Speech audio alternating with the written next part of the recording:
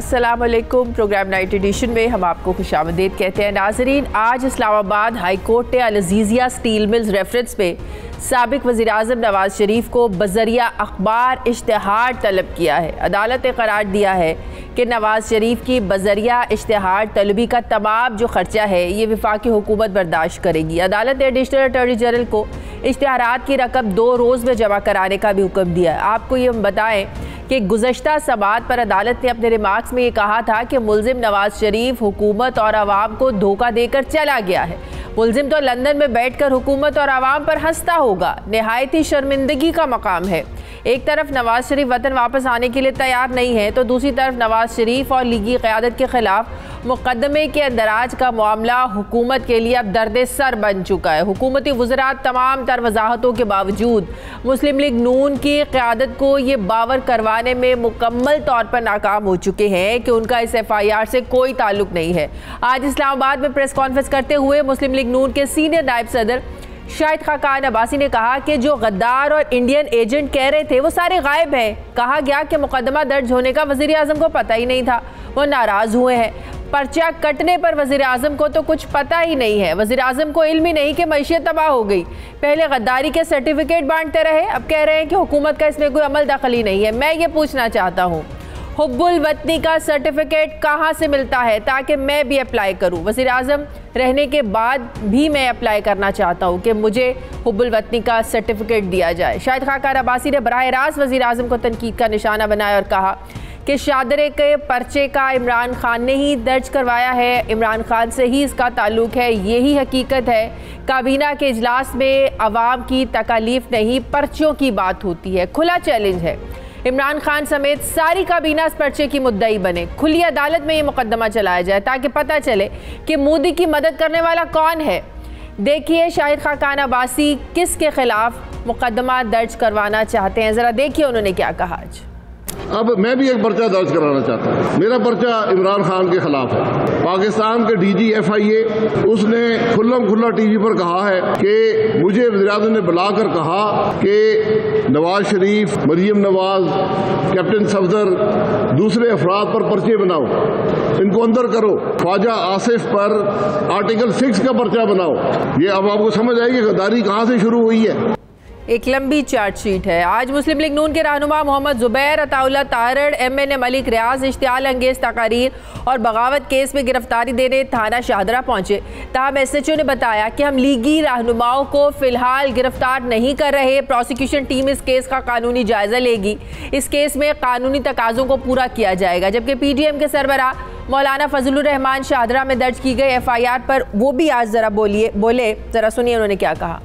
जब आज़ाद कश्मीर के वज़ीर-ए-आज़म के खिलाफ गद्दारी का केस आप करेंगे उसका क्या मैसेज जाएगा? हम ऐसे मुकदमात को जूते के नोक पर रखते हैं, हम इनका मुकाबला करेंगे। गद्दार वो हैं जिन्होंने धांधली की है, गद्दार वो हैं जो अवाम के मैंडेट के बगैर कौम पर मुसल्लत हैं, गद्दार वो हैं कि जिसके खिलाफ फैसले आए और फिर अदालती कमीशन तहलील कर दिए गए। लिहाजा इस हवाले से जंग न छेड़ी जाए। हम ऐसे जंग में लड़ने के बड़े आदी हैं।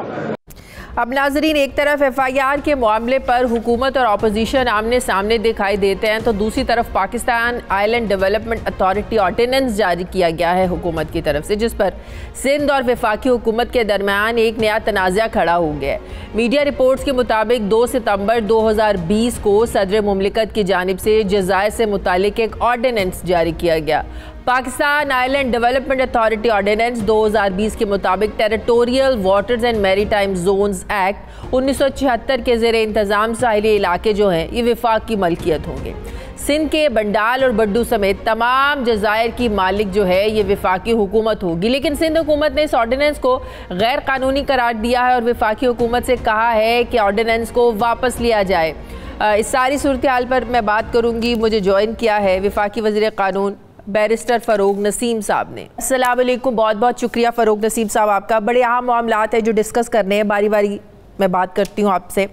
सबसे पहले बात करना चाहूँगी कि जिस तरीके से नवाज शरीफ की सेहत के मामलात आप जानते हैं 3-4 हफ्ते पहले तक डिस्कस हो रहे थे, बीमार हैं नहीं बीमार हैं, अब उसी तरह उनकी सियासी एक्टिविटीज़ को डिस्कस किया जा रहा है। ये मामलात ज़ेरे बहस है। इवन इस्लामाबाद हाई कोर्ट ने यहाँ तक कह दिया कि यह शख्स जो है पूरे सिस्टम को धोखा देकर चला गया है। ये तो वहाँ बैठकर हंसता होगा कि कैसे मैं वहाँ से आ गया और किसी को पता ही नहीं चला। तो सवाल मेरा ये है कि क्या बरतानिया जैसे मुल्क में ऐसे कवानीन की इजाज़त है कि वहाँ से मुलजिम को लाकर दोबारा जो है ना वो तहवील में दे दिया जाए, इवन दो कुछ सियासी केस नहीं है, वो पॉलिटिकल कैदी नहीं है, इसके बावजूद वो डिफेंस में नहीं अपना इज़ारा इसमें दे सकते? तो कितना मुश्किल है विफाक के लिए उनको लेके आना बरतानिया से सर? देखिए, थैंक यू वेरी मच। पहले तो पाकिस्तान की बरतानिया के साथ आपको जैसे पता है कि कोई एक्सट्रेडिशन की ट्रीटी तो नहीं है। हाँ। लेकिन बरतानिया जो है वो from case to case extradition के मुआहदे और MOUs करता है। दूसरी जो सबसे इम्पोर्टेंट बात यह है कि ये नवाज शरीफ साहब जो गए हैं तो वो कोई सियासी केस तो था नहीं उनके खिलाफ। हाँ। पनामा लीक्स हुई, जो इंटरनेशनल पनामा लीक्स थी जिसका ताल्लुक ना पाकिस्तान से था और उस वक्त प्राइम मिनिस्टर नवाज शरीफ साहब ख़ुद थे, और उसके अंदर जितनी भी इंक्वायरी हुई, जो JIT बनी, वो सारी की सारी सुप्रीम कोर्ट के ऑर्डर्स आप सबके सामने हैं। फिर सुप्रीम कोर्ट ने इसमें हेयरिंग दी, फिर 5 की बेंच थी, दो हजरात ने कहा कि नहीं ये तो डिस्क्वालीफाई हो गए, और 3 जज हजरात ने ये फरमाया कि नहीं इसकी मज़ीद एक JIT बने और एक रिपोर्ट आए। फिर रिपोर्ट आती है और उस रिपोर्ट के बाद हेयरिंग डिटेल्ड होती है और फिर फैसला ये आता है कि नहीं जी नवाज शरीफ साहब डिस्क्वालीफाइड है। हाँ। लेकिन उनकी क्रिमिनलिटी का जितना का जो मामला है वो नैब की जो अकाउंटेबिलिटी कोर्टें हैं वो देखेंगी। अकाउंटेबिलिटी कोर्ट जो है वो एक ट्रायल करती है, और ट्रायल में 2 केसेस थे। एक जज अरशद मलिक वाला था, मैं नाम लेके इसलिए बता रहा हूँ क्योंकि बाद में कंट्रोवर्सी आई। हाँ। उसके अंदर उनको कन्विक्शन होती है, और वो कन्विक्शन के बाद वो कॉन्विक्ट भी हो जाते हैं, साथ साथ सिर्फ डिस्क्वालीफाइड नहीं होते, उसकी वो अपील करते हैं। और बाद में आप ये समझिए कि एक तो अरशद मलिक साहब का एक स्कैंडल आता है। हाँ। उस अरशद मलिक साहब के स्कैंडल पे सुप्रीम कोर्ट का एक फ़ैसला आता है। सुप्रीम कोर्ट एक सुओ मोटो एक्शन लेता है। हाँ। और सुओ मोटो एक्शन लेने के बाद सुप्रीम कोर्ट ये कहता है कि अरशद मलिक का जो भी स्कैंडल हुआ है तो नवाज शरीफ की जो सज़ा है वो ऑटोमेटिकली ख़त्म नहीं हो जाती। हाँ।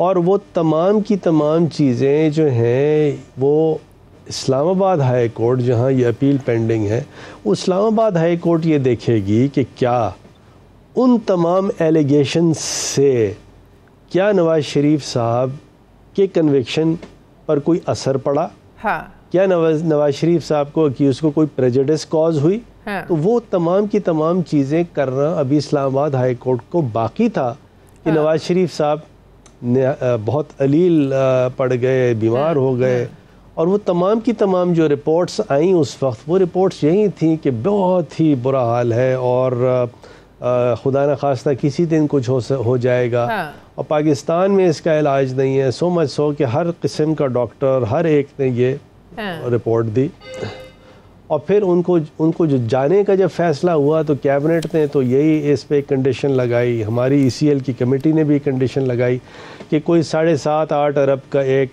परफॉर्मेंस बॉन्ड था, ये इंडेमनिटी बॉन्ड था, यानी एक गारंटी थी 7-8 अरब की, वो उनसे ली जाए।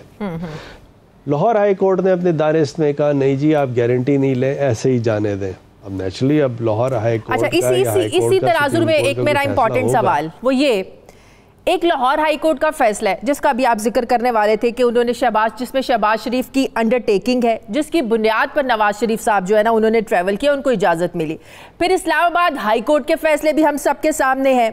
तो क्वेश्चन मेरा ये है कि क्या फॉरेन ऑफिस, लॉ मिनिस्ट्री आप इन तमाम केसेस को बुनियाद बनाते हैं? फिर वो वारंट भी उन्होंने रिसीव नहीं किए। फिर जस्टिस साकिब निसार साहब का वो फैसला जिसमें उन्होंने कहा था कि भी वो पार्टी को हेड नहीं कर सकते हैं, लेकिन हम तो देख रहे हैं लंदन से बैठ के बड़ी बड़ी तकरीरें भी हो रही हैं, वो पार्टी को हेड भी कर रहे हैं। ये एक अलग ऑफेंस लग सकता है, ये एक अलग तौहीन अदालत लग सकती है। तो इन तमाम चीज़ों को बुनियाद बनाकर अगर आप केस बरतानिया की अदालतों में पेश करते हैं तो कितनी वेटेज मिलेगी, वहाँ पर कितनी इंपॉर्टेंस मिल सकती है आपके ख्याल में, अगर इन तमाम बातों को मद्देनजर रखा जाए जी कि वहाँ तो ये अदालतों की तस्दीक करें और ये यहाँ बैठे हुए हैं? बिल्कुल सही, आपके ऑब्जर्वेशंस बिल्कुल सही हैं। देखिए यहाँ दो बातें हैं। एक तो बात यह है कि नवाज़ शरीफ के साहब के ख़िलाफ़ किसी किस्म का कोई सियासी केस नहीं था। सेकेंडली, नवाज़ शरीफ साहब को वापस लाने के लिए अदालती ऑर्डर्स के वायलेशन बिल्कुल सामने सामने आपकी है, चाहे वो नवाज़ शरीफ साहब की अंडरटेकिंग है या शहबाज शरीफ साहब की अंडरटेकिंग है, और या नवाज़ शरीफ साहब के डॉक्टर्स वहाँ लंदन के हैं, वो ये लिख के दे दें कि नहीं जी वो तो बहुत बीमार हैं और ट्रैवल नहीं कर सकते। लेकिन वो कैसे ये लिख के दें? नवाज़ शरीफ साहब तो मेरे ख़्याल में अब बिल्कुल सेहतमंद हैं और बाकायदा पार्टी को लीड कर रहे हैं, जो कि सुप्रीम कोर्ट के जजमेंट की वायलेशन है। हाँ। तो ये तमाम की तमाम चीज़ें जब इंग्लैंड की अदालतों में जाएंगी तो इंग्लैंड की अदालतों का मैं एक बेसिक उसूल बताऊं कि वो पाकिस्तान की अदालतों का बड़ा एहतराम करती है, जिस तरह पाकिस्तान की अदालतें इंग्लैंड की अदालतों का बहुत एहतराम करती हैं। तो ये एक रेसिप्रोसिटी इनमें बड़ी है। हाँ। और पाकिस्तान की अदालत का कोई ऑर्डर हो, उसके कोई कंटेम्प्ट हो, उसकी वायलेशन हो और उसकी कोई ऐसी प्रोसीडिंग्स हो, हाँ। तो पाकिस्तान की गवर्नमेंट, स्टेट ऑफ पाकिस्तान अगर नवाज़ शरीफ साहब को वापस लाना चाहे, जो कि लाना चाहती है, तो वो उस अमल में उन ऑर्डर्स का एक बड़ा ही फाल रोल होगा। और वो ऑर्डर्स जो है वो जब बरतानिया की सरकार के पास, उनकी एग्जीक्यूटिव के पास, उनकी जुडिशरी के पास जब ये तमाम ऑर्डर्स जाएंगे तो फिर ये नवाज़ शरीफ साहब के लिए एक डिफेंड करना उसको मुश्किल हो जाएगा, इंग्लैंड में काफ़ी मुश्किल पड़ेगा। तो आप समझते हैं कि वो तमाम नूर के लोग जो नवाज शरीफ साहब की सदारत में इजलासों में बैठते हैं, उनको सुनते हैं, उन पर भी कंटेम्प्ट ऑफ कोर्ट लग सकता है? आप हुकूमत जा सकती है ना सुप्रीम कोर्ट में भी, है तो सुप्रीम कोर्ट के फैसले के खिलाफ वर्जी हो रही है। मैं आपसे गुजारिश करूं कि ये बड़ा ही समझिए कि गलत सिग्नल है जो कि PMLN दे रही है। हाँ। कि या तो सुप्रीम कोर्ट जाए, सुप्रीम कोर्ट से वो ऑर्डर रिवर्स करा ले, रिव्यू करा ले, कोई दूसरा ऑर्डर ले ले, वरना अगर किसी ऐसे शख्स को जिसको सुप्रीम कोर्ट कहता है पार्टी हेड नहीं हो सकता, हाँ। उसको आप पार्टी हेड तस्लीम करें और उसको पार्टी हेड, उसकी पार्टी लाइन फॉलो करें, उसको कहें कि वो हमारी पॉलिटिकल पार्टी का हेड है, तो ये फिर एक कंटेम्प्ट ऑफ कोर्ट के ज़ुमरे में आ सकता है, जिसको मेरी इस्तिदा तो यही है कि मुस्लिम लीग के PMLN के जितने हमारे कॉलीग्स हैं उनको ये अवॉइड करना चाहिए। फ़ारूक नसीम साहब, आपको भी याद होगा पिछले हफ्ते वज़ीर आज़म इमरान खान साहब ने एक TV चैनल को इंटरव्यू दिया जिसमें उन्होंने ये बात करी कि नवाज़ शरीफ जो है ये दूसरे अल्ताफ़ हुसैन बन गए हैं। तो आपको भी पता है कि यहाँ मुख्तलिफ़ हुकूमतों ने मुख्तलिफ़ अदवार में बड़ी कोशिश की है अल्ताफ़ हुसैन को भी वापस लाने की, लेकिन कोई हुकूमत कामयाब नहीं हुई। बरतानिया की गवर्नमेंट से भी बात करी लेकिन कोई उन्होंने वैल्यू नहीं दी। आपके नज़दीक नवाज शरीफ के केस को अल्ताफ़ हुसैन से मिलाया जा सकता है? कितनी मुमासलत है या कितना डिफरेंस है? मेरे ख्याल में दो तीन बातें बड़ी इम्पोर्टेंट हैं। एक तो ये कि अल्ताफ़ हुसैन का केस नवाज़ शरीफ से मुख्तलिफ इसलिए है कि जब अल्ताफ़ हुसैन बरतानिया गए या उसके बाद जो टाइम पीरियड था तो वो पाकिस्तान की किसी अदालतों से कॉन्विक्टेड नहीं थे। जो एक आध सेंटेंस उनके ख़िलाफ़ था, हाँ। वो हाई कोर्ट ने या सुप्रीम कोर्ट ने उसको कलअदम कर दिया था। जैसे फॉर एग्ज़ाम्पल एक अगर मेरी मेमोरी मेरा साथ दे रही है तो इन एब्सेंशिया कोई ट्रायल हुआ था जिसमें उनको कन्विक्ट कर दिया था, हाँ। तो उसको सुप्रीम कोर्ट ने या हाई कोर्ट ने कलअदम कर दिया था कि इन एब्सेंशिया ट्रायल नहीं हो सकता।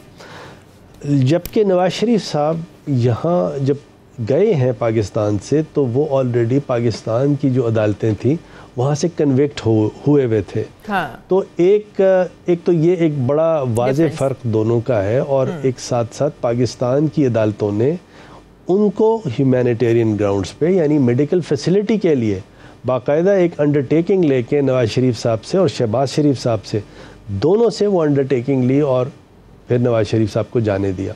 तो ये दो अलग अलग इसके फैक्ट्स हैं। और बहरहाल पाकिस्तान की हुकूमत के पास पूरी जुस्तजू भी है, रिक्वायरमेंट भी है रूल ऑफ लॉ की कि हमारा कोई ट्रीटी, कोई ऐसा कोई मुआहदा भी नहीं है ना मुल्ज़मान की हवालगी का इंग्लैंड के साथ? कभी हुआ ही नहीं, कोशिश भी नहीं की गई या हो नहीं सकता? नहीं, मैं आपको बताऊं ना, ये केस इसलिए फ़र्क है क्योंकि यहाँ कोर्ट ऑर्डर है। हाँ। और कोर्ट ऑर्डर जो है उसका समझिए कि एक कमिटी का प्रिंसिपल है। कमिटी का प्रिंसिपल जो है वो उसमें इस तरह की बात होती है कि जजेस डिफरेंट ममालिक के एक दूसरे की बड़ी रिस्पेक्ट करते हैं। हाँ। और अगर किसी एक मुल्क में कोई ऑर्डर पास होता है तो दूसरा मुल्क जो है उसकी रिस्पेक्ट करता है। मैं आपको एक एग्जांपल दूं, एक रिकवरी ऑफ लोन का केस था इंग्लैंड के अंदर, और वो पाकिस्तान की सुप्रीम कोर्ट ने उस पर स्टे ऑर्डर दिया हुआ था। इंग्लैंड की जो हाई कोर्ट थी उसने कहा कि ऑल्दो ये जुरिस्डिक्शन हमारा है, लेकिन क्योंकि पाकिस्तान की सुप्रीम कोर्ट ने एक स्टे ऑर्डर दिया हुआ है तो आउट ऑफ रिस्पेक्ट हम इस केस को जो अपने पास है जब तक नहीं चलाएंगे जब तक पाकिस्तान की सुप्रीम कोर्ट जो है उस स्टे ऑर्डर को वेकेट ना कर दे।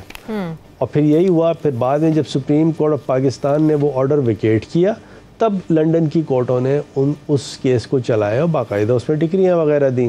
तो इसी तरह यहाँ पर भी है कि ये जो court order Lahore high court का है और इस्लामाबाद हाई कोर्ट के जो ऑर्डर्स हैं, ये दो ऑर्डर्स जब पेश किए जाएंगे इंग्लैंड में, देखिए ये तो आज इस्लामाबाद हाई कोर्ट ने एक बाकायदा ऑर्डर पास किया है कि एक एडवर्टाइजमेंट आए और उनको मफरूर और उनसे कहा जाए कि विद इन इतने इतने दिन पेश हो जाए, नहीं तो फिर वो इश्तिहारी एब्सकॉन्डर डिक्लेयर कर दिए जाएंगे और उसके बाद वो तमाम प्रोसेस और प्रोसीजर जो है उसके बाद स्टार्ट होगा। लेकिन फारूक रसीद साहब, हुसैन के केस से हम तो डार साहब को भी वापस नहीं ला सके ना, उन्हें भी तो इश्तिहारी करार दिया गया, इसहाक डार को नहीं ला सके, हसन हुसैन को नहीं ला सके। ये मिसालें तो हमारे सामने है फारूक साहब। या आप बिल्कुल सही फरमा रही हैं, लेकिन अगर आपको याद हो तो ये नवाज शरीफ साहब कॉन्विक्ट हो चुके थे। इसहाक डार जो थे वो मेरे ख्याल में ड्यूरिंग द ट्रायल बाहर चले गए थे। मेरे ख्याल में इसहाक डार अभी तक एब्सकॉन्डर है। हाँ। और नवाज शरीफ साहब एक्चुअली कॉन्विक्ट होके गए। और जो इम्पोर्टेंट डिस्टिंक्शन है वो ये है कि लाहौर हाई कोर्ट और इस्लामाबाद हाई कोर्ट के ऑर्डर्स हैं, स्पेशली लाहौर हाई कोर्ट के, जहां उन्होंने एक अंडरटेकिंग ली नवाज शरीफ साहब से और शहबाज शरीफ साहब से, और उसके बाद वो उसके बाद इंग्लैंड गए हैं। हाँ। जबकि इसहाक डार के केस में, हसन और हुसैन के केस में ये चीज़ें नहीं हैं, तो इसलिए ये केस डिस्टिंग्विशेबल है। नवाज शरीफ साहब के केस में जो मैं बार बार कह रहा हूँ, जो पॉइंट ऑफ डिस्टिंक्शन है वो ये है कि क्योंकि यहाँ अदालतों के ऑर्डर्स हैं, हाई कोर्ट के, सुप्रीम कोर्ट के, कंडीशन थी कि आप बाहर जाएंगे तो ये कंडीशंस हैं, इसलिए ये केस डिफरेंट है। और इसलिए पाकिस्तान को नवाज शरीफ साहब को वापस लाने में मुकाबलतन डार साहब के और हुसैन और हसन के वो केसेस और या अल्ताफ़ हुसैन के वो केसेस में ज़्यादा यानी आसान रहेगा, या पाकिस्तान के पास ऐसे पॉइंट्स हैं जो कि उन केसेस में नहीं है जो कि नवाज शरीफ के केस में मौजूद हैं, और इसलिए शायद इनका लाना पाकिस्तान में ज़्यादा आसान होगा बनिस्बत दूसरे उन लोगों के जिनका आपने या मैंने नाम लिया। ठीक हो गया। अच्छा, ज़रा आगे बढ़ते हैं फ़ारूक साहब। अभी जो गद्दारी के, बगावत के जो मुकदमात दर्ज हो रहे हैं, 2 साबिक वज़ीर आज़म शामिल हैं, वज़ीर दिफा शामिल हैं, वफाकी वज़रा शामिल हैं, फिर 3 रिटायर्ड लेफ्टिनेंट जनरल जो अहम ओहदों पर फायज रहे उन पर भी गद्दारी के मुकदमात, फिर आज़ाद कश्मीर के वज़ीर आज़म पर को भी सफ़ में लाकर खड़ा कर दिया गया। क्वेश्चन तो बिल्कुल ये ऑपोजिशन सही उठा रही है कि कश्मीर का जो मौक़िफ़ हम दुनिया में अपना रहे हैं उस पर क्या असर पड़ेगा, नंबर 1। नंबर 2, कहा यह जा रहा है, कानूनी माहिरीन ये बात कर रहे हैं कि इन मुकदमात में जो दफ़ात लगाई गई हैं वो विफाक या प्रोविंशियल हुकूमत की मर्ज़ी के बगैर नहीं लगाई जा सकती। अगर मान लिया जाए विफाक इन्वॉल्व नहीं है, पंजाब इन्वॉल्व नहीं है, तो जिन्होंने FIR दर्ज की क्या उनको नहीं पता? उन्होंने किसी से इजाज़त नहीं ली? कैसे इतने सीरियस आप इल्ज़ामात की बुनियाद पर जो है ना इस तरह के मुकदमात काट सकते हैं? अच्छा, मैं गुजारिश करूं कि ये बहस दूसरी तरफ चल पड़ी और लॉजिकल बहस नहीं चल रही। इस मामले में बहस होनी चाहिए और अच्छी बात है कि बहस हो रही है। हाँ। देखिए, ये FIR 2 तरह की होती हैं। एक तो FIR स्टेट की FIR होती है, स्टेट FIR काटती है, यानी खुदा न खास्ता कोई जा रहा है, किसी ने कोई क्राइम कर दिया और उस क्राइम के एवज़ जो है स्टेट FIR काट देती है। हाँ। खुदा न खास्ता कोई कत्ल हो गया या कोई और कोई जुर्म ऐसा हो गया या मारपीट हो गई, स्टेट उसमें कंप्लेनेंट होती है, यानी वो स्टेट की FIR होती है और स्टेट जब चाहे वो FIR वापस ले सकती है। दूसरी FIR होती है जब कोई प्राइवेट आदमी, कोई प्राइवेट कंप्लेनेंट, कोई सिटीज़न ऑफ पाकिस्तान या कोई इंडिविजुअल वो किसी पुलिस स्टेशन में जाए और वो उससे पुलिस के SHO से या जो भी हेड है पुलिस स्टेशन का, उससे क्या है कि जी ये एक मेरी कंप्लेंट है, ये मेरे एलिगेशंस हैं, अच्छा, आप इस पे FIR काटें, और वो FIR कट जाती है। अच्छा, सही कटी, गलत कटी, जायज़ कटी, नाजायज़ कटी, ट्रूथ थी, फॉल्सिटी थी, इसके यानी ये दो अलग अलग चीज़ें हैं।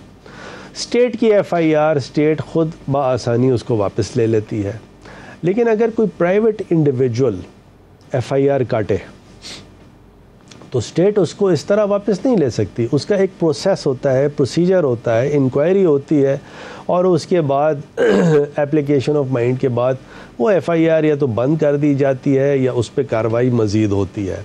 तो यहाँ पे जो ये डिस्कशन बाज़ लोग कर रहे हैं कि जनाब ये तो गवर्नमेंट को चाहिए FIR वापस ले लें, हाँ। गवर्नमेंट के पास जुरिस्डिक्शन नहीं है वो FIR वापस लेने का। ये क्योंकि एक प्राइवेट सिटीज़न की, चाहे वो PTI का कोई रुकन था या रुकन नहीं था, उसने यानी किसी स्टेट ने या किसी XYZ एग्जीक्यूटिव फंक्शनरी ने ये FIR नहीं कटवाई। मतलब कि जिसने कटवाई है बदर बशीर वही वापस ले सकता है एक प्रोसेस के तहत, राइट? या तो वो वापस ले सकता है या पुलिस जो इंक्वायरी करे, और उसको करना चाहिए, इंक्वायरी करके उसको फाइल कर दे, यानी उसको दाखिले दफ्तर करके ख़त्म कर दे, या उस पर कार्रवाई आगे करे। तो ये एक बहस जो है कि जी स्टेट जो है उसने ये FIR काटी। देखें, स्टेट की अगर कोई FIR होती इस तरह की तो स्टेट के जो इंस्टीट्यूशंस हैं, चाहे वो पंजाब की लॉ मिनिस्ट्री हो या इंटीरियर मिनिस्ट्री हो या फेडरेशन की इंटीरियर मिनिस्ट्री हो, उन तमाम का एप्लीकेशन ऑफ माइंड होता, कोई लिखत पढ़त होती या कोई चीज़ होती। ये एक प्राइवेट शख्स ने जाके, लेकिन लोगों का बड़ा इश्तियाल आया है। मैं आपको बताऊं किस चीज़ पे इश्तियाल आया है। पाकिस्तान के लोग जो हैं वो दो बातें करते हैं। पाकिस्तान के लोग ये कहते हैं कि पाकिस्तान की जुडिशरी और पाकिस्तान की अफवाज, ये हमारे दो इंस्टीट्यूशंस हैं। देखिए, ये दो ही इंस्टीट्यूशंस अब बचे हैं, इन पे अगर कोई शख्स जो है वो ऑल फॉल करेगा तो फिर उसका हाल बहुत बुरा होगा। एग्जाम्पल अल्ताफ़ हुसैन की एग्जाम्पल आपके पास है। कराची के लोग एक मुहिब्बुल वतन पाकिस्तानी होने की एग्जाम्पल उन्होंने सेट की कि अल्ताफ़ हुसैन ने एक बात की पाकिस्तान के ख़िलाफ़, फ़ौज के ख़िलाफ़, उन्होंने अल्ताफ़ हुसैन को फारिग कर दिया। बिल्कुल। यानी बानी को फारिग कर दिया। इसी तरह यहाँ नवाज शरीफ साहब हैं। नवाज शरीफ साहब अगर पंजाब में गवर्नमेंट रही है PMLN की, लेकिन मैं आपको बता दूँ पंजाब की अवाम कभी भी ये बर्दाश्त नहीं करेगी, कोई पाकिस्तानी बर्दाश्त नहीं करेगा, कराची वाले बर्दाश्त नहीं करेंगे, सिंधी हमारे भाई बर्दाश्त नहीं करेंगे, बलोच और हमारे पठान भाई, कश्मीरी भाई कोई बर्दाश्त नहीं करेंगे कि पाकिस्तान की फ़ौज या पाकिस्तान की अदलिया, ये रेड लाइंस हैं। इसको समझ लेना चाहिए हमारे तमाम पॉलिटिशियंस को। रोज़ कोई आए इल्ज़ाम लगा दे, जनरल बाजवा पे इल्ज़ाम लगा दे, जनरल फैज़ पे इल्ज़ाम लगा दे, ये देखें, ये बर्दाश्त नहीं करेगा कोई पाकिस्तानी।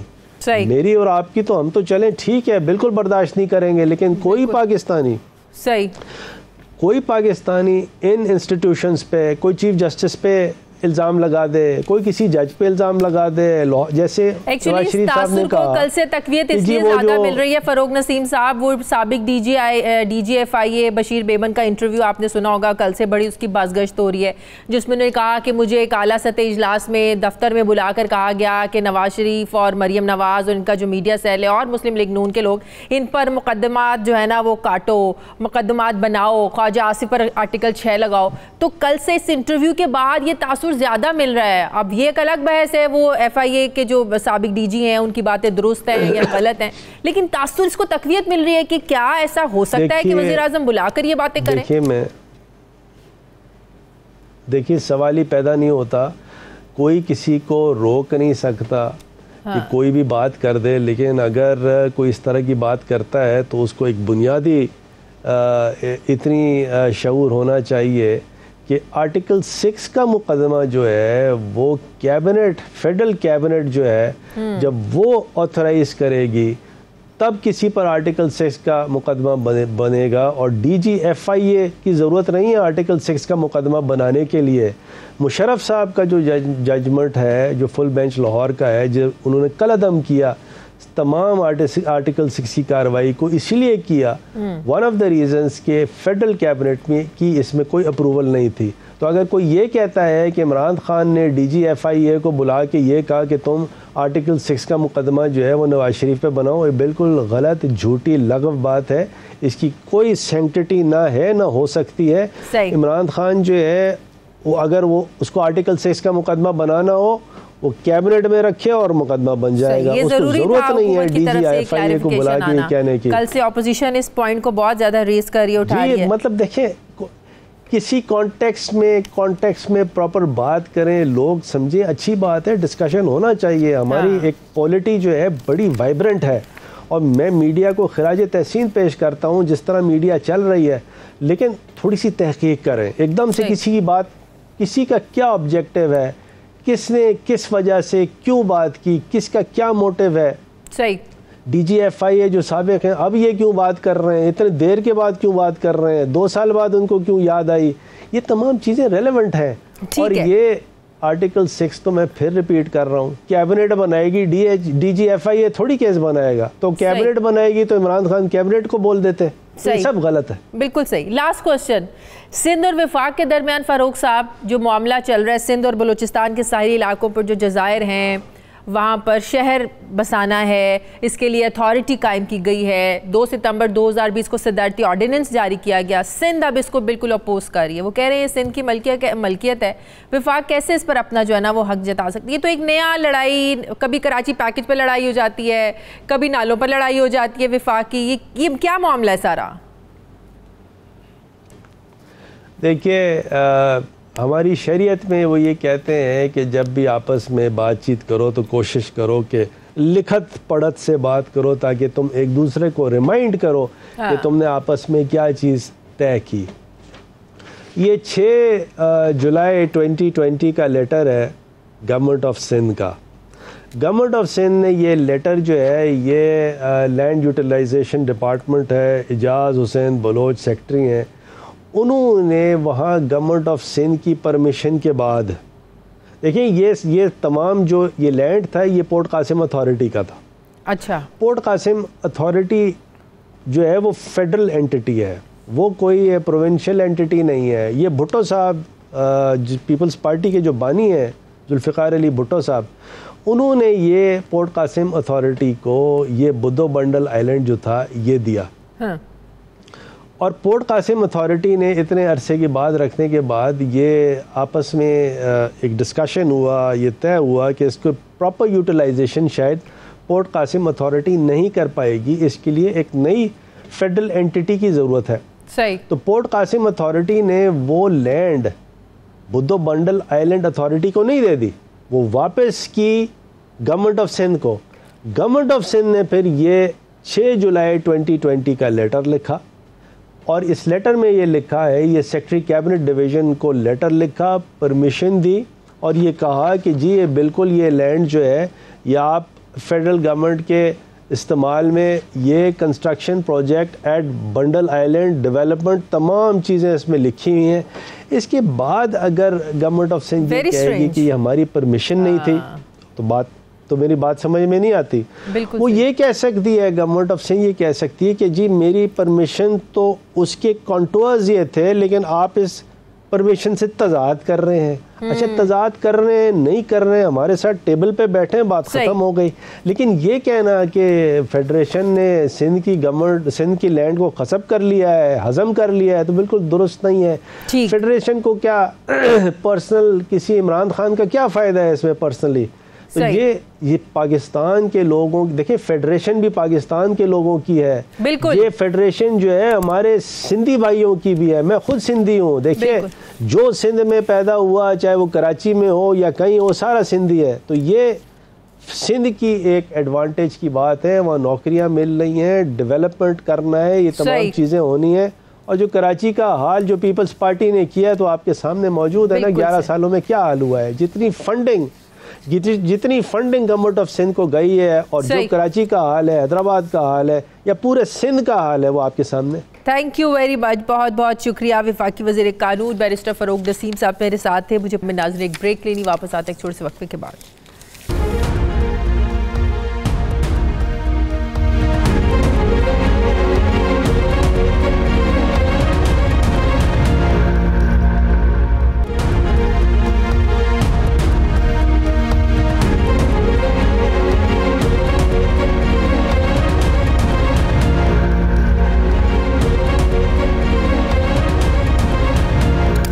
ब्रेक के बाद एक बार फिर से आपको खुशामदीद कहते हैं। नाज़रीन, मौजूदा सियासी सूरत हाल में कहीं नवाज़ शरीफ की तकरीरों की गूंज है, तो कहीं PDM के इत्तेहाद की, तो कहीं जो गद्दारी के, बगावत के मुकदमात दर्ज हो रहे हैं, अपोजिशन इस पर सरापा एहतजाज है। ये हुकूमत के लिए एक दर्द सर बना हुआ है ये मामला।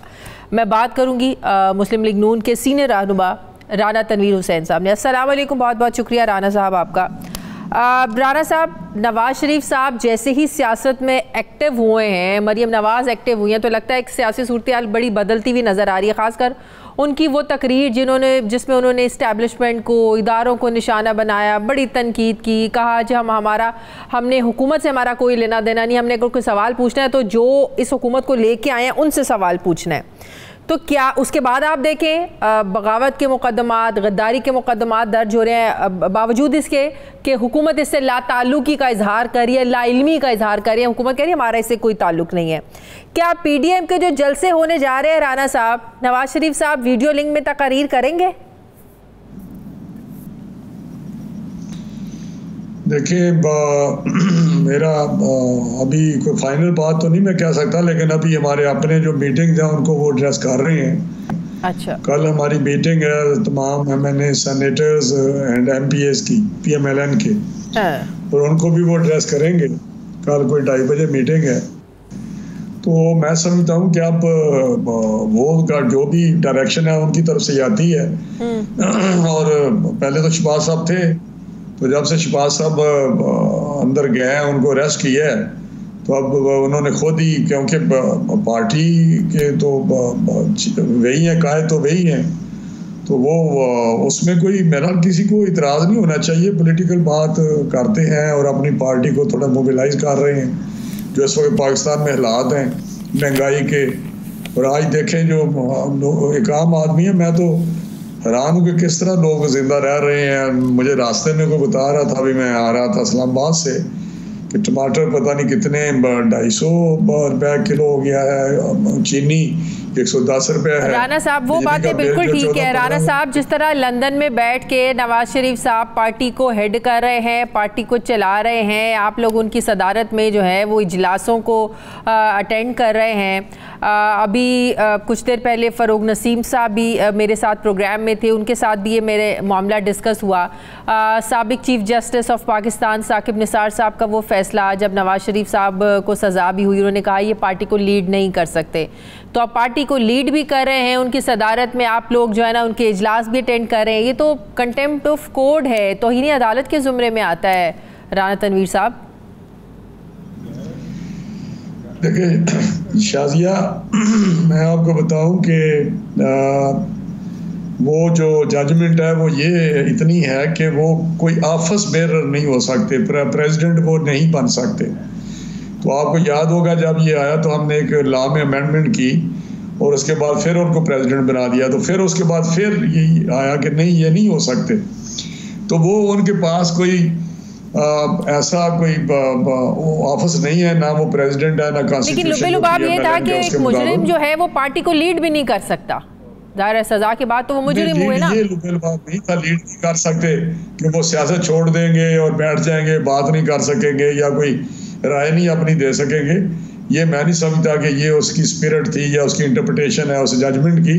अगर ऐसी बात है तो कंटेम्प्ट मूव कर दें। मेरा बड़ा आसान काम है कि सारे हमारे PMLN उधर सुप्रीम कोर्ट बुला ले और वो कंटेम्प्ट में, ये तो इनके लिए बड़ी अच्छी बात है कि देखें जी आपकी जजमेंट है और इसकी इन्होंने कंटेम्प्ट की है आपकी, हाँ। और वायलेशन की है, तो हमारे सारी, क्योंकि जब CEC की मीटिंग थी या वर्किंग कमेटी की मीटिंग थी या भी हमारी पार्लियामानी पार्टीज प्रोविंशियल और नेशनल हो रही हैं, तो ये तो बड़ा आसान है, फिर सारी पार्टी को बुला लें, इसमें क्या है, फरोख नसीम साहब जल्दी करें। लेकिन मेरी यही अंडरस्टैंडिंग है कि वो पार्टी का ऑफिस होल्ड नहीं कर सकते। ठीक है राना साहब, मौलाना साहब की आज मरीम नवाज से भी मुलाकात हुई। क्या नून लीग ये चाहती है कि PDM की जो सरबराही है ये मौलाना के पास ही रहनी चाहिए, क्योंकि PDM की जो दूसरी इत्तेहादी जमातें हैं ऑपोजिशन की और उनको इस पे इख्तलाफ है, वो कहते हैं रोटेशन होनी चाहिए। मुस्लिम लीग नून इस पर क्या मौक़िफ़ रखती है? PDM में जो भी होगा सिस्टम जो, जी बिल्कुल, पहली जो सदारत है वो इस वक्त मौलाना साहब को दी है, क्योंकि मौलाना साहब ने बड़ी एफर्ट की और मौलाना साहब ने पीछे भी उनको तजर्बा भी बड़ा है। वो जो उन्होंने एक लॉन्ग मार्च किया और इस्लामाबाद में कुछ 4-5 रोज़ धरना भी दिया, तो मैं समझता हूँ कि ये बड़ा अच्छा फैसला है कि मौलाना साहब के उस तजर्बा से फ़ायदा उठाया जाए, क्योंकि ये जो हमारी मूवमेंट है वो हेडिंग टूवर्ड्स देश के लॉन्ग मार्च और इस्लामाबाद जाएंगे जनवरी में, तो ये मैं समझता हूँ इसमें कोई ऐसी बात नहीं। लेकिन PDM में फैसले होने हैं, कुछ हाफिज बेरर भी बनने हैं, तो हमारे पास वैसे भी शहबाज साहब अरेस्ट हो गए थे, तो अब उस सीनियरिटी का बंदा पीछे तो कोई भी नहीं है, या मियाँ साहब तो लंदन में है और शहबाज साहब अरेस्ट हैं, पीछे जो हम लोग हैं, तो उसमें तो मेरा हाल है मौलाना साहब सीनियर आदमी है, बिलावल साहब भी पार्टी के चेयरमैन ज़रूर हैं, लेकिन किसी वजह रोटेशन में उनको भी बारी मिल सकती है, तो ये मेरा हाल है बेहतर फैसला। क्या वो मौलाना के साथ जो आप लोगों के तहफ़्फ़ुज़ात थे नून लीग के, वो ख़त्म हो गए हैं? पिछले साल जब उन्होंने धरना दिया तो नून लीग के तहफ़्फ़ुज़ात थे कि मदारिस के बच्चों को लाकर, मदारिस से लोग लाकर ये जो है ना वो लॉन्ग मार्च कर रहे हैं, मज़हब की बुनियाद पर सियासत कर रहे हैं, तो हम तो इसमें शरीक नहीं हो रहे हैं। मौलाना को भी आपसे काफ़ी नाराज़गियाँ थी, पीपल्स पार्टी से और नून लीग से। आपको नहीं लगता कि मौलाना की तो स्ट्रीट पावर ही मदारिस हैं, मदारिस के बच्चे हैं, मदारिस के लोग हैं? शाजिया, मैं फिर कहूँगा कि हमें कोई तहफ़्फ़ुज़ात नहीं थे। मैं बिल्कुल आपको वाज़ह बता रहा हूँ, तहफ़्फ़ुज़ात हमारा ये एक थोड़ा सा था पॉइंट जब मौलाना साहब ने हमें बताया, लेकिन हमने पढ़ रहे थे, देख रहे थे कि उन्होंने इंडिविजुअली अपना एक फ़ैसला कर लिया अपनी पार्टी में बैठ के कि ये मैंने काम करना है, और फिर डेरा इस्माइल खान या कहाँ से उन्होंने जलसा किया, मिलियन मार्च का जो कहते थे, या जलसे जो उन्होंने किए कोयटा, सबको मोबिलाइज किया। जब उन्होंने सारे जलसे कर लिए 8 या 9, तो उस वक्त हमारे पास आया कि ये मेरा डेट भी अनाउंस कर दिए, इफ़ यू रिमेंबर, डेट भी अनाउंस कर दी। तो उस जब डेट अनाउंस करके हमारे पास आए तो उसमें सिर्फ टाइम था हार्डली 20-25 डेज़ का। तो हमने ये ज़रूर कहा कि अगर आपने ये काम करना था मुकम्मल तौर पे अपोजिशन, जॉइंट अपोजिशन के साथ, तो फिर आपको हमारे साथ पहले मशवरा करना चाहिए था, ताकि हम कोई इकट्ठे मिल के इसको करते। अब आप आए हैं कि मेरे साथ साथ दें या दमन करें, तो उसमें हमारे पास इतना टाइम नहीं है कि आप अपने वर्कर्स को या सारी पार्टी को मोबिलाइज कर सकें। अच्छा, एक आखिरी सवाल, ये गद्दारी और बगावत के मुकदमात जो हैं, अब हुकूमत तो बार बार इस पर जो है ना वो अपना मौक़िफ़ दे रही है। वज़रा भी कह रहे हैं वज़ीर आज़म को पता नहीं था, उनको तो नहीं, वो तो लाइल्म है, उन्होंने तो नाराज़गी का इजहार किया है, नापसंदीदगी का इजहार किया। आप क्यों ज़िद पर आप लोग जो है ना वो अड़े हुए हैं कि नहीं ये हुकूमत नहीं करवाया है, ये वज़ीर आज़म नहीं करवाया, वज़ीर आज़म ही करा सकते हैं? ये वो तो बार बार कह रहे हैं, तरदीद कर रहे हैं, हमने तो नहीं करवाया। अगर हुकूमत को नहीं पता, ये FIR आम FIR नहीं है, आपको पता है जिस तरह की ये FIR है, जो दफात है उसमें जो सेक्शन लगे हैं या जो लोग हैं उसमें जो नामजद किए गए हैं, ये आप अपने आप बताएं खुद ही कि ये हो सकता है। बहुत बहुत शुक्रिया मुस्लिम लीग नून के सीनियर रहनुमा राना तनवीर हुसैन साहब हमारे साथ थे। नाज़रीन, एक ब्रेक लेनी है, वापस आते हैं एक छोटे से वक्फे के बाद।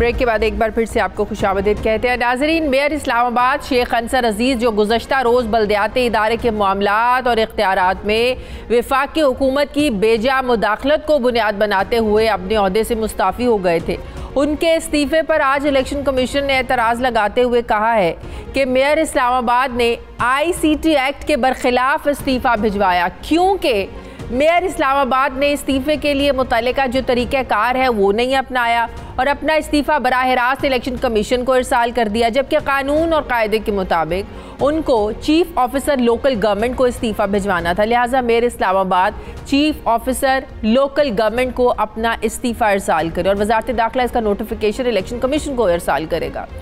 मेयर इस्लामाबाद का अपने इस्तीफ़ा देने के बाद ये कहना था कि उनसे तमाम इख्तियारात लेकर उन्हें दीवार के साथ लगा दिया गया था, जबकि चंद रोज़ पहले सुप्रीम कोर्ट ने बल्दियाती इदारों के नुमाइंदों को इख्तियारात ना देने के खिलाफ दायर की गई दरखास्तों की समाअत के दौरान रिमार्क्स दिए थे कि अगर इन्हें आइनी और इंतज़ामी उमूर में रहनुमाई के तौर पर सामने रखा जाए तो बहुत सी पेचीदगियाँ हैं जिनसे बचा जा सकता है। अदालत ने अपने रिमार्क्स में कहा कि बल्दियाती इख्तियारात सूबाई या वफाकी हुकूमत को देना आर्टिकल 140 की खिलाफ वर्जी है और मकामी हुकूमतों का होना किसी की चॉइस नहीं है, ये आइनी ज़रूरत है। हकीकत ये भी है कि पाकिस्तान में इख्तियारात की तकसीम की रूह को या तो समझा ही नहीं गया या फिर जानबूझकर इसको नज़रअंदाज किया गया है। वफाक में जिस पार्टी की हुकूमत होती है, इससे सूबों की दीगर सियासी पार्टियां ये गिला करती नज़र आती हैं कि वह सूबे के जो इख्तियारात हैं और ख़ुद मुख्तारी है इसका पूरी तरह से एहतराम नहीं करती, जबकि यही शिकवा करने वाली सूबाई हुकूमतों से बाज़ हल्के ये गिला करते हुए नज़र आते हैं कि वो या तो लोकल गवर्नमेंट के निज़ाम से बचने की कोशिश करती हैं या फिर उन्हें इख्तियारात ही नहीं देना चाहती, देती नहीं हैं। बल्दियाती या मकामी हुकूमतों के निज़ाम को दुनिया भर के जमहूरियत पसंद ममालिक में बहुत अहम समझा जाता है, क्योंकि इस निज़ाम के तहत मकामी सतह के मसाइल हल होते हैं, लेकिन हमारे यहाँ उल्टी गंगा बहती है और जो सियासी जमातें इलेक्शन में धांधली का इल्ज़ाम लगाते नहीं थकती। जब इलेक्शन कमीशन आम इंतखाबात के बाद उन्हें उज़रदारियाँ जमा करवाने का कहता है तो पूरे मुल्क से सिर्फ 299 उज़रदारियाँ जो है ना वो मौसूल होती है, जिनमें से 210 कौमी और सूबाई हलकों की पटिशन्स के फैसले इलेक्शन ट्रिब्यूनल्स ने जो है ना वो कर दिए हैं। धांधली का सबसे ज़्यादा शोर मचाने वाली नून लीग की तरफ से कौमी असम्बली के सिर्फ 15 हलकों पर उज़रदारियाँ जमा करवाई गई, जबकि पीपल्स पार्टी की तरफ से 9 और हुक्मरान सियासी पार्टी PTI की तरफ से सबसे ज़्यादा 23 कौमी असम्बली के हलकों पर उज़रदारियाँ जमा करवाई गई हैं। सवाल ये है कि इसको इख्तियारात की रस्साकशी और वसाइल की गैर मतवाज़न मुंतकली समझा जाए या फिर कुछ और। वफाकी दारुल हुकूमत इस्लामाबाद में इख्तियारात का मसला है, जबकि खैबर पख्तूनख्वा और बलूचिस्तान के बल्दियाती इख्तियारात जो हैं ये सबके सामने है और सिंध के बल्दियात की आइनी मुद्दत को मुकम्मल हुए हम सब जानते हैं कि 1 महीने से ज़्यादा का अरसा हो चुका है। अदालती अहकामात के बावजूद सूबाई हुकूमतें अपने अपने सूबों में बल्दियाती इलेक्शन जो है ना ये वक्त पर करवाती नज़र नहीं आ रही हैं। इसी पर मैं बात करूँगी। नाज़रीन, मुझे ज्वाइन किया है साबिक secretary election commission Kanwar Dilshad साहब ने। अस्सलाम वालेकुम, बहुत बहुत शुक्रिया कंवर दिलशाद साहब आपका। कंवर दिलशाद साहब, आज मैं आपका आर्टिकल भी पढ़ रही थी बल्दियाती इदारों के ऊपर, मकामी हुकूमतों के ऊपर। इसमें तो कोई शक नहीं है कि पूरी दुनिया में कामयाब जो मकामी हुकूमतों का क़याम है यही जमहूरियत की अलामत समझा जाता है। हमारे यहाँ भी अगर मकामी हुकूमतों का क़याम या बल्दियाती इदारे मजबूत हुए हैं तो वो जनरल मुशर्रफ के दौर में हुए हैं। उसके बाद भी आपको पता है अगर बल्दियाती इंतखाबात हुए हैं तो अदालतों के ज़ोर से हुए हैं, अदालतों ने कह कर इंतखाबात करवाए, अदालतों के हुक्म से हुए हैं। अब आपको लग रहा है कि जो मुद्दत पूरी हो गई है, सूबे करवा ही नहीं रहे हैं, सिंध कह रहे हैं जी हमारे सेंसस दोबारा से होने चाहिए, अब सेंसस करवाना तो इतना आसान नहीं है, तो क्या लग रहा है आपको मुकर्ररा वक्त पर हो सकते हैं बल्दियाती इंतखाबात सर चारों सूबों में? असूली तौर पर जो हमें नज़र आ रहा है तो उसमें वफाकी हुकूमत और सूबाई हुकूमतें जो हैं वो लोकल गवर्नमेंट इलेक्शन करवाने के बारे में संजीदा नहीं हैं। उस लिहाज से कि इसके अंदर बड़ा आइनी और कानूनी अबहाम पाया जा रहा है। सबसे बड़ी अहम बात यह है कि हमारे जो आर्टिकल 51 में तरमीम की गई थी कि जो हमारी जो सेंसस है, मर्दमशुमारी का गजट नोटिफिकेशन, वो अबूरी तौर पर किया गया था, प्रोविजनल का लफ्ज़ इस्तेमाल किया अबूरी तौर पर, जिसका मकसद सिर्फ कौमी असम्बली और सूबाई असम्बली और जो उसके हल्के में जो बाई इलेक्शन होने थे वो वहाँ तक महदूद था। हाँ। उसके आगे एक लाइन नहीं लिखी गई कि लोकल गवर्नमेंट हाँ। अब लोकल गवर्नमेंट में है के तहत उसका जिक्र नहीं किया गया, तो अब ये अबहाम इसलिए पैदा हो रहा है। और इलेक्शन कमीशन ऑफ पाकिस्तान ने हमारी इतला के मुताबिक 4 खतबूत लिखे हैं प्राइम मिनिस्टर ऑफ पाकिस्तान को।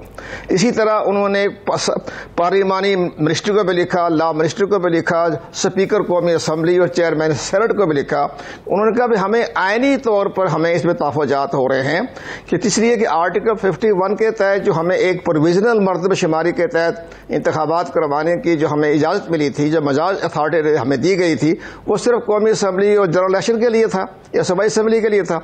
अब इसमें लोकल गवर्नमेंट का जिक्र नहीं है, इसलिए सिंध गवर्नमेंट कह रही है कि उसमें एक बाकायदा मुश्तरका मफादात कौंसिल में ये फैसला हुआ था। उसमें शायद खाकान अब्बासी प्राइम मिनिस्टर थे। हाँ। उन्होंने कहा था कि ये जो है एक 1% जो है उस पर दोबारा मर्दमशुमारी का एक नजरसानी की जाएगी। तो 1% की मर्दमशुमारी को आज 3 साल हो गए, वो नहीं की गई। इसलिए कराची में, सिंध में लोगों में तहफ़्फ़ुज़ात हो रहे हैं। पिछली मर्दमशुमारी में कराची की आबादी 1.5 करोड़ जाहिर की गई, जबकि हकीकत में देखें 2.5 करोड़ से भी ज्यादा आबादी है। तो इतना ज्यादा फर्क होते हुए आप समझते हैं कि बल्दियाती इंतखाबात हो सकते हैं? और सेंसिस अगर हुकूमत दोबारा करवाती है, ये कितने वक्त का प्रोसेस है मर्दमशुमारी करवाना?